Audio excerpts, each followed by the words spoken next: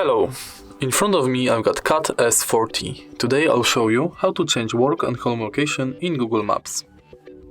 So let's open Google Maps firstly.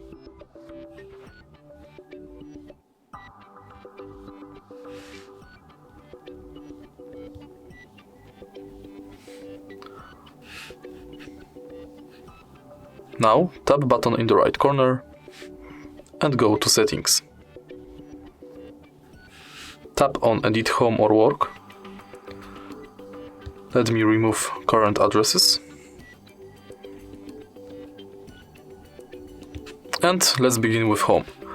Firstly, you can add your home address right here or choose point on map.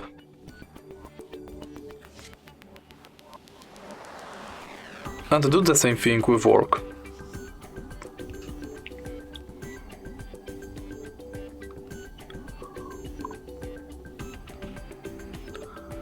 And it's done.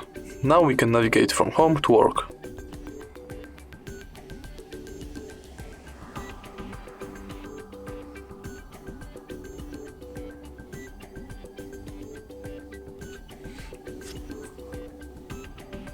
If you find this video helpful, please leave like, comment and subscribe.